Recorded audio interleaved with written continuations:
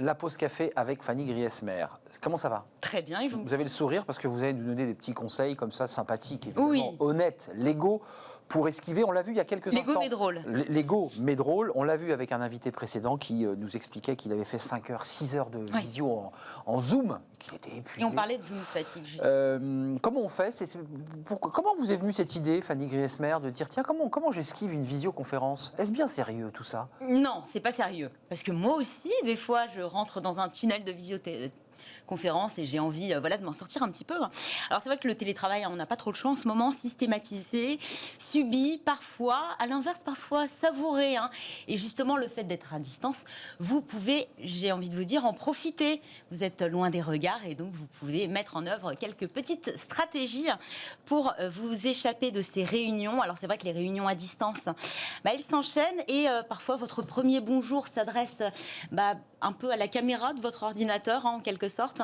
Et on ne va pas se le cacher, une réunion à distance, ça ne ressemble pas vraiment à une réunion dans un bureau physique. Alors si vous ne pouvez pas, vous pensez en tout cas ne pas pouvoir y échapper, détrompez-vous, attention, je vais vous donner un petit mode d'emploi irrévérencieux et peu conventionnel, mais à tester. Bon, on attend votre esquive, comment on fait?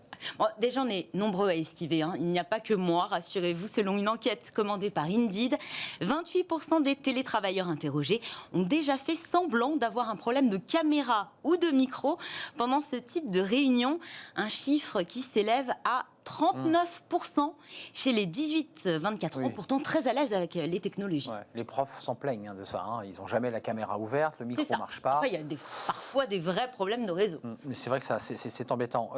Est-ce que la technologie peut venir à notre secours? Oui ou non? oui, Oui, comme d'habitude. Tout à fait. Voilà. Et justement, c'est ce que propose le logiciel Zoom Escaper. L'idée est assez simple, redoutablement efficace en revanche. Simuler des bruits parasites, tellement insupportables que finalement, les personnes qui passe sous un tunnel en visioconférence vous remercieront presque de vous retirer de cette réunion.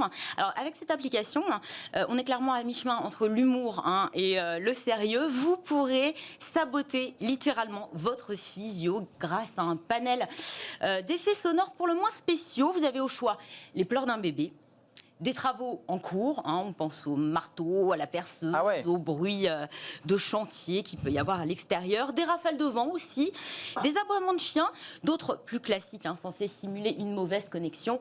Vous le savez un peu, c'est comme lorsque vous passez sous un tunnel, donc votre voix est entrecoupée. Évidemment. Bruit assez crédible, peut-être, sauf... le vent le vent, oui, effectivement. Et puis bon, finalement, à part des grosses rafales de vent... Qui font claquer les volets. Oui, non, on n'y croit pas trop. Celui d'un homme qui pleure aussi, peut-être pas si crédible que ça.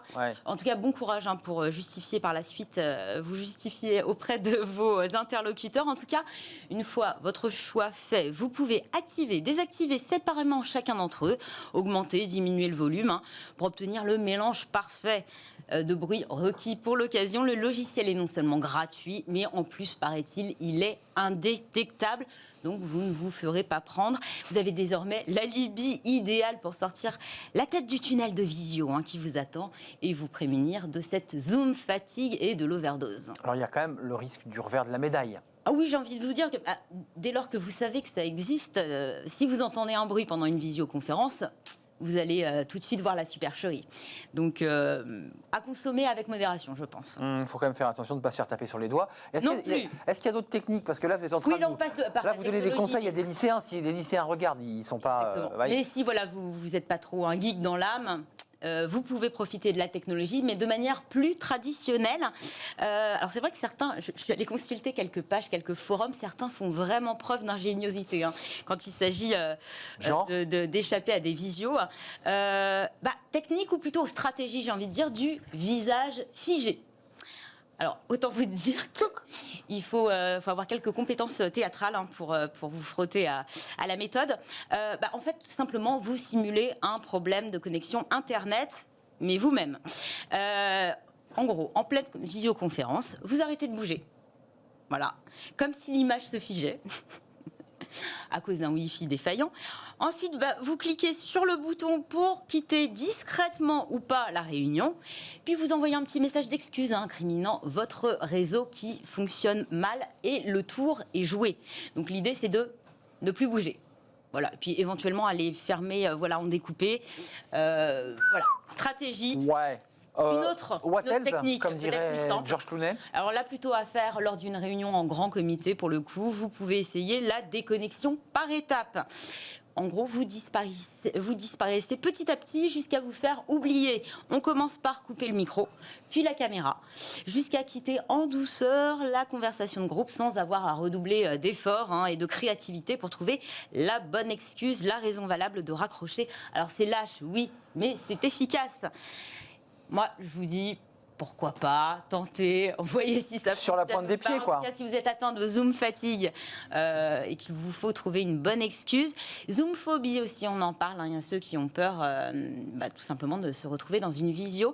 J'ai pu lire aussi RétimeSense.